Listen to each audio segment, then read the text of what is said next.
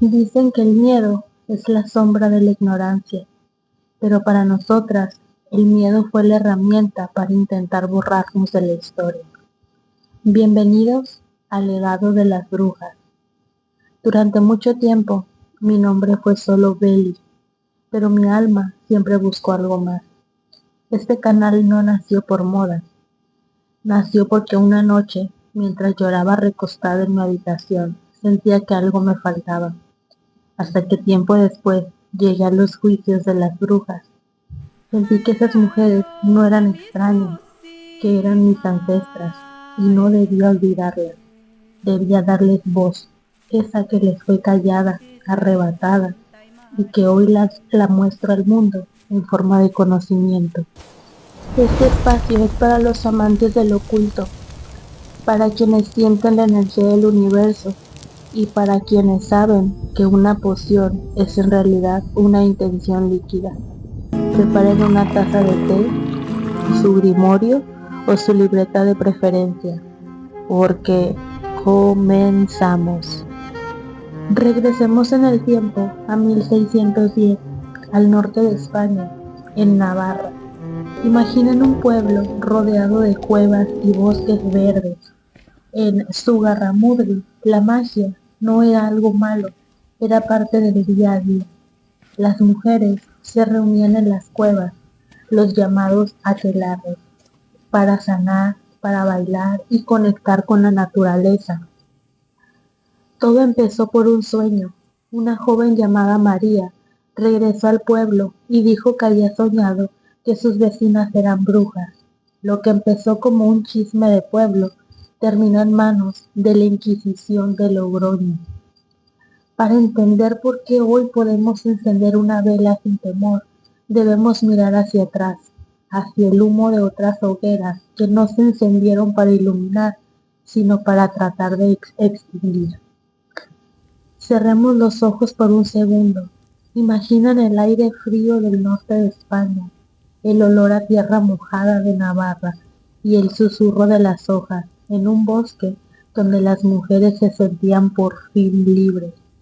Ese lugar existe y su nombre aún hace eco en las paredes de la historia. Zugarramurdi. En este pequeño pueblo, la vida transcurría entre el verde de las montañas y el misterio de las cuevas. No eran mujeres malvadas, eran curanderas, parteras, vecinas que conocían el lenguaje secreto de la luna. Pero en 1610, la envidia se disfrazó de religión. Todo comenzó con un rumor, una confesión arrancada por el miedo. La Inquisición de Logroño no buscaba justicia, buscaba un ejemplo. Imaginen a 40 personas, desde ancianas hasta jóvenes, siendo arrastradas lejos de sus hogares. Lo más triste de Zugarramurdi no fue solo la sentencia, sino la traición. La Inquisición usó el miedo para que los hermanos señalaran a sus hermanas. Toda esta tragedia tiene nombre y apellido: María de Simildebuy. María era una joven que había vivido en Francia, donde la cacería de brujas ya era una carnicería. Al volver a Zugarramurdi, empezó a decir que ella misma era bruja y que había visto a casi todo el pueblo en las cuevas. Lo que empezó como un chisme de una joven arrepentida se convirtió en una bola de nieve. María empezó a señalar: esa vecina abuela, aquel hombre habla con el demonio. El miedo se instaló en las casas, las familias empezaron a verse con desconfianza y entonces llegó la Inquisición. ¿Cómo es posible que una vecina delate a otra? Quizás por envidia de tierras, amor de un hombre o por el miedo de ser la próxima en la lista. ¿Ustedes lo harían? Para entender el horror que vivió el pueblo de las brujas, tenemos que ponerle nombre a la traición. Y ese nombre, como ya les dije anteriormente, es María de Simildebuy. Imaginen a una joven de apenas 20 años. María no era de Zugarramurdi, ella venía de la zona francesa. de un lugar donde el juez Pierre Delacre ya había desatado una carnicería, quemando a cientos de personas. María traía el miedo en la piel, un miedo que se le metió por los poros al ver las hogueras de Francia. Cuando llega a Zugarramurdi en 1608, se encuentra con algo que no puede procesar. Un pueblo que vive en paz con su magia. Ella ve a las mujeres ir a la cueva, ve a los bailes, ve el uso de las plantas, pero María ya venía envenenada por el dogma francés. Ella no veía sanación, ella veía el demonio en cada esquina. ¿Qué fue lo que realmente pasó? María empezó a frecuentar los aquelarres. Se dice que durante meses participó en las danzas en la cueva de Sorginet-Lisi, pero una noche algo en su mente se rompió. Quizás fue la culpa, quizás fue el deseo de ser la protagonista de una historia de salvación. María fue ante el cura del pueblo y confesó, pero no confesó solo sus pecados, confesó los de todos. Imagina la escena en el pueblo, María señalando con el dedo en la plaza principal. Esa mujer que te vende el pan, yo la vi besar la mano del diablo. Ese hombre que cuida el ganado, yo lo vi volar sobre los árboles. La traición de María no fue un acto de fe, fue un acto de supervivencia. Ella creía que si entregaba a los demás, ella sería perdonada. La Inquisición de Logroño escuchó sus susurros, y aquí es donde la historia se vuelve explícita y dolorosa. Los inquisidores no llegaron con justicia, llegaron con un cuestionario de 11 artículos diseñados para que nadie pudiera salir inocente. Preguntaban cosas como: ¿a qué hora se reúnen? ¿Cómo es el ungüento que usan para volar? ¿A qué sabe la comida en el banquete del diablo? Si decías que no sabías, te torturaban por mentir. Si decías que sí, te condenaban por bruja. María abrió una caja de Pandora que ya nadie pudo cerrar. Imaginen a las familias de Zugarramurdi cenando una noche y al minuto siguiente escuchando los golpes en la puerta. Los soldados de la Inquisición, arrastrando a las abuelas, madres, incluso niñas. María los miraba desde la sombra, sabiendo que su palabra era la soga que apretaba sus cuellos. Pero ¿qué creen? El horror no terminó en el pueblo. Una vez que la Inquisición tuvo a sus presas, comenzó el verdadero calvario, el traslado a Logroño. Imaginen a más de 40 personas encadenadas unas a otras, cuello con cuello, muñeca con muñeca. No hubo carruajes, no hubo piedad. Tuvieron que cruzar los valles y las montañas a pie, bajo el granizo y el frío cortante del norte. En el camino a Logroño tuvieron que sufrir toda clase de humillaciones, desde que pasaban a pueblos vecinos y la gente los escupía por el simple hecho de que pensaban que una sola lágrima de una bruja los maldecía. Y de la inmensidad de las montañas pasaron a la asfixia de las celdas de la Inquisición en Logroño. Si cierran los ojos pueden oír el sonido de los cerrojos oxidados. Eran calabozos subterráneos húmedos donde el sol nunca entraba. La comida era un caldo rancio y agua podrida. El suelo, paja llena de excrementos y ratas que corrían sobre sus cuerpos mientras intentaban dormir. Aquí es donde la magia se puso a prueba. En esa oscuridad total, las mujeres empezaron a perder la noción del tiempo. No sabían si era lunes o domingo, si habían pasado meses o años, pero lo más cruel era el silencio roto solo por los gritos que venían de la sala de tortura. Allí, en la penumbra, muchas empezaron a aceptar culpas que no tenían, solo para que las dejaran morir en paz. Se dice que en esas celdas la energía era tan densa que algunas brujas decían ver proyecciones de sus bosques como si su mente fuera el único lugar donde aún eran libres. Sin embargo, entre tanta oscuridad, los inquisidores estaban obsesionados con una sola pregunta: ¿cómo vuelan? Ellos querían oír historias de escobas y demonios, pero la realidad era mucho más profunda, mucho más botánica, mucho más alquímica. Lo que llamaban el ungüento de las brujas no era un combustible para volar físicamente, sino una poción para volar con el espíritu. Estas mujeres eran maestras herbolarias. Usaban plantas de la familia de las solanaceas, belladona, estramonio, beleño y mandragora. Estas plantas contienen alcaloides poderosos como la atropina y la escopolamina. ¿Cómo la usaban? Como estos ingredientes son tóxicos y se ingieren, las brujas creaban una pomada con grasa animal y las hierbas maceradas. Se aplicaban en las zonas del cuerpo donde la piel es más fina para que pasara directamente al torrente sanguíneo. El resultado no era el vuelo físico, sino un trance profundo, una proyección astral donde sentían que sus almas se desprendían del cuerpo y viajaban sobre los bosques. Ese es el origen místico de la escoba, la herramienta que usaban para aplicar el ungüento en zonas sensibles. Lo que la Inquisición llamó pecado no era más que una técnica ancestral de alteración de la conciencia para conectar con la diosa y el universo. Ellas no volaban al infierno, volaban hacia su propia libertad, mientras en las cuevas de Zugarramurdi el vapor de los ungüentos aún flotaba en el aire. El miedo cruzaba el océano.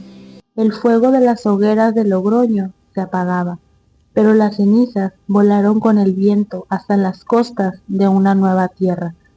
No importa cuántos kilómetros de mar pongas de por medio, el miedo a lo que no se puede explicar siempre encuentra un hogar. Dejemos atrás el verde de Navarra. Imaginen ahora un suelo endurecido por el hielo, una comunidad donde el color negro es el único permitido y donde el silencio es la única forma de seguridad. Cerremos los ojos y sintamos el frío de Massachusetts de 1692. Bienvenidos a la pesadilla de Salem. ¿Alguna vez has sentido que todo el mundo está en su contra sin razón? Eso fue Salem cada minuto durante un año entero. Si creen que lo que pasó en las cuevas de Navarra fue el límite de la locura humana, prepárense, porque existe algo más peligroso que una hoguera: el silencio de un pueblo que cree que Dios le ordena odiar. Mientras en España el fuego se extinguía, una sombra mucho más fría y silenciosa estaba cruzando el océano Atlántico.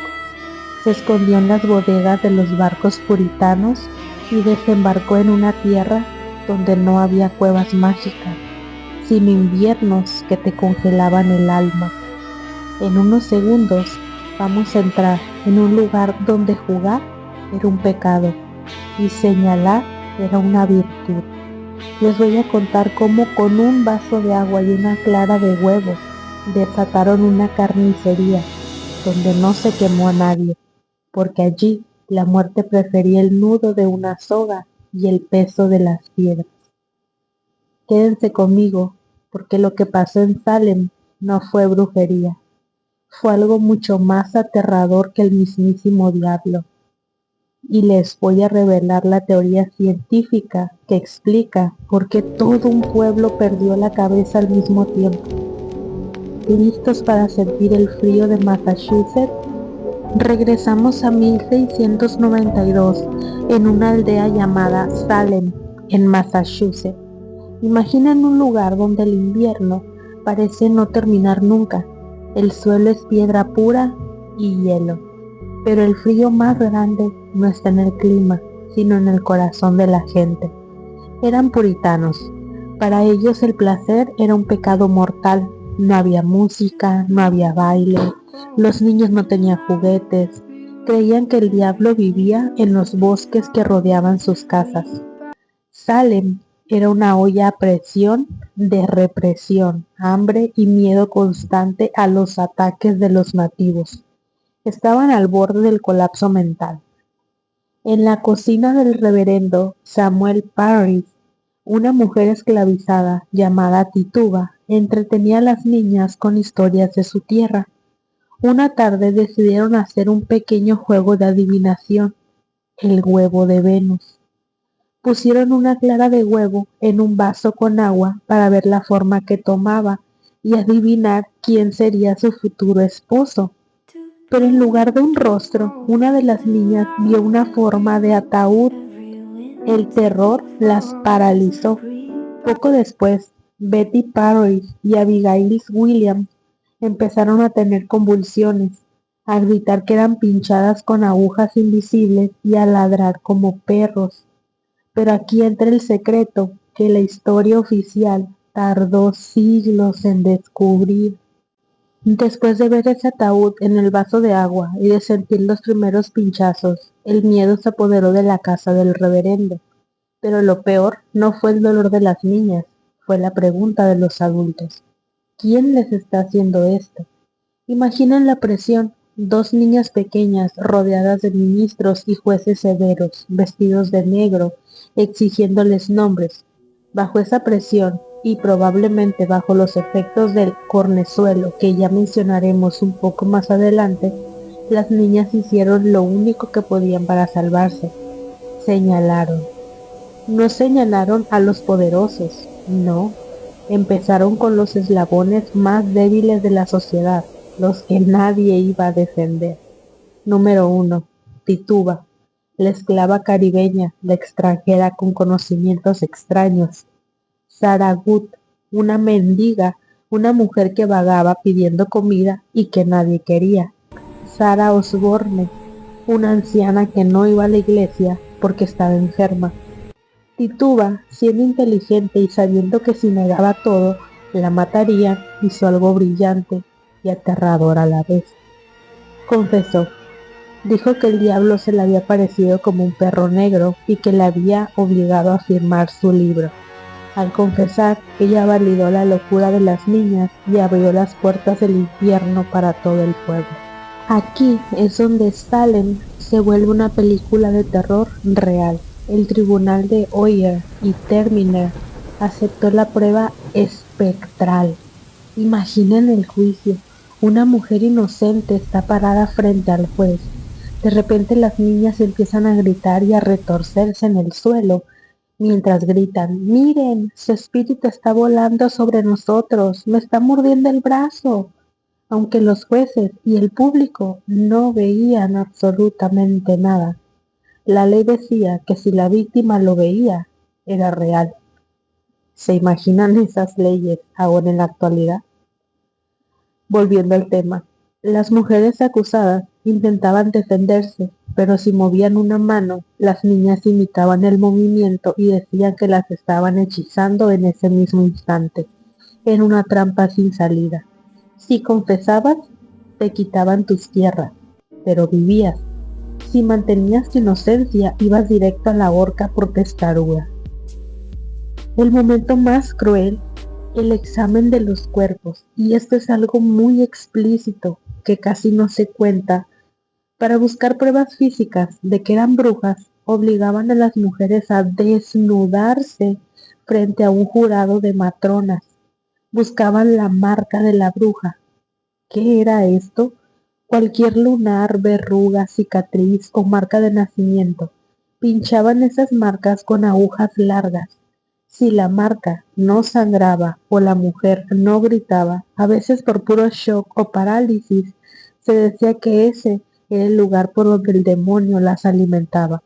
Imaginen la humillación, el frío y el pánico de estas mujeres desnudas frente a extraños, siendo juzgadas por la forma de su propia piel. Durante mucho tiempo pensamos que las niñas mentían, pero la ciencia hoy tiene otra teoría, el ergotismo. Aquel año fue muy húmedo, El centeno con el que hacían su pan se infectó con un hongo llamado cornezuelo. Este hongo contiene ergotamina, que es la base natural del LSD. Todo el pueblo estaba comiendo pan alucinógeno. Las niñas no solo tenían miedo, estaban sufriendo espasmos reales, alucinaciones terroríficas, causadas por un mal viaje químico, lo que ellas llamaron el diablo. Hoy lo llamaríamos una intoxicación masiva por hongos. Pero ahora abramos bien los ojos. Si creen que todo esto fue solo por un hongo en el pan o por niñas gritando, se equivocan. Debajo de la religión y los ataques de nervios había un motor mucho más sucio: la codicia.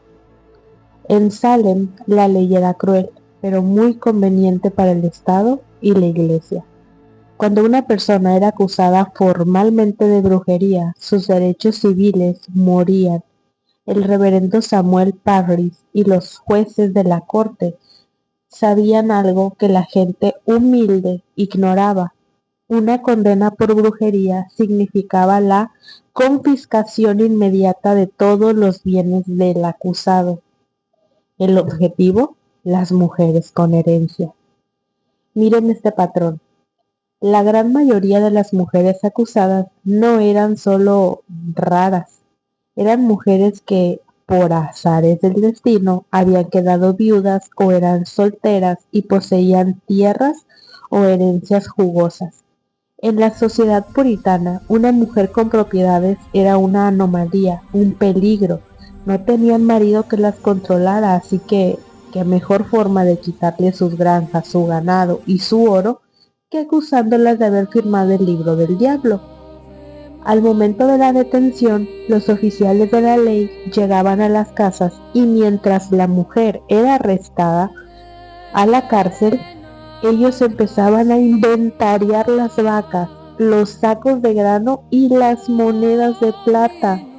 Todo era confiscado en nombre de la corona y la iglesia.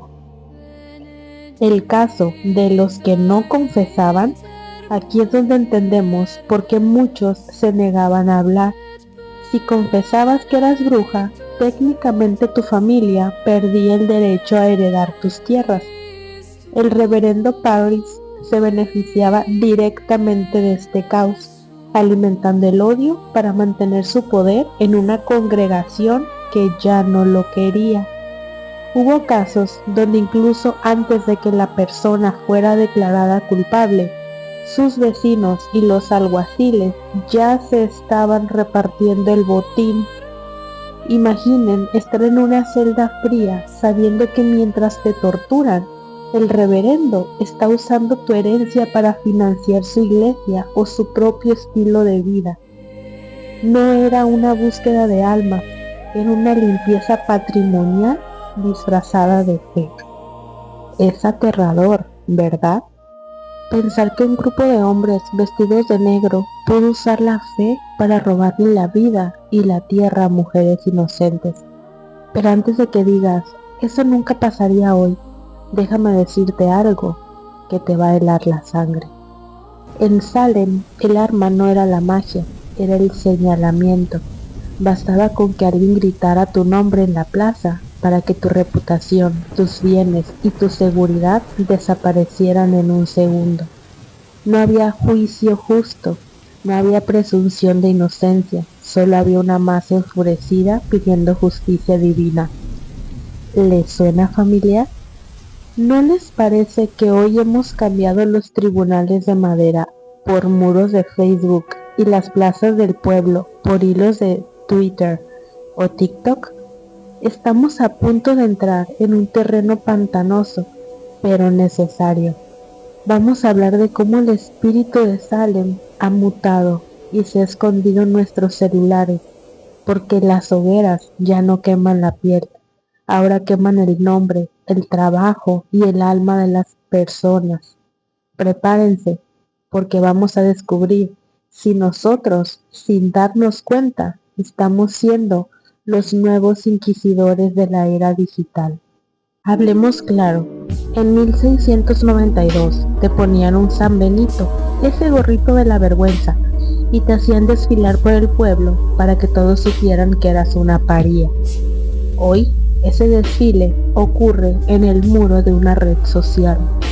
La estructura es idéntica a la de Salem. Alguien lanza una acusación, a veces sin pruebas, a veces basada en un fragmento sacado de contexto, y en cuestión de segundos, miles de personas que no te conocen, que nunca han hablado contigo, se sienten con la autoridad moral de quemarte. La cancelación es el nuevo ahorcamiento. No te quitan la respiración, pero te quitan el derecho a trabajar, a tener voz, a existir en la comunidad digital. Al igual que en Salem, el objetivo no es la justicia, es el espectáculo y la purificación del grupo a través del sacrificio de uno solo. ¿Por qué lo hacemos? En los juicios de Zugarramurdi y de Salem, el miedo era el motor. Si yo señalo a la bruja, demuestro que yo soy buena. En las redes sociales pasa lo mismo. Al participar en un linchamiento digital, las personas le dicen al mundo: miren, yo tengo la moral correcta porque estoy atacando a esta persona incorrecta. Es una validación propia a través del odio ajeno. Y aquí es donde entra la codicia que mencionábamos antes. En Salem querían las tierras. Hoy, las cacerías de brujas digitales suelen ser por atención, seguidores o clic. La economía de la atención es la nueva herencia confiscada. Destruir a alguien se ha vuelto una forma de ganar relevancia. Pero aquí es donde el legado se activa. ¿Quiénes son las brujas modernas hoy en día? Son las mujeres que no se callan, las que defienden su cuerpo, las que hablan de espiritualidad sin pedir permiso, las que rompen con lo establecido. Ser bruja hoy es ser una mujer que el algoritmo no puede controlar. Por eso intentar quemarnos con comentarios, con reportes masivos o con burlas. Pero lo que los nuevos inquisidores olvidan es que las cenizas no mueren, se expanden. Cada vez que intentan silenciar a una mujer con conocimiento, nacen 10 más con curiosidad. Sé que hablar de esto agita el alma. Ver que la humanidad repite los mismos errores una y otra vez es agotador. Pero hemos llegado al punto de inflexión de este video. Hemos atravesado las cuevas de Navarra, hemos sentido el frío de las cárceles de Logroño, hemos visto la injusticia financiera de Salem y hemos reconocido las sombras de nuestras pantallas. Es mucha carga, es demasiado peso. Por eso no quiero que termines este video con esa sensación de pesadez. Vamos a usar la magia para lo que fue creada, para limpiar. Vamos a dejar el teléfono de lado, vamos a apagar el ruido de la red social y vamos a entrar en contacto con la tierra y el agua.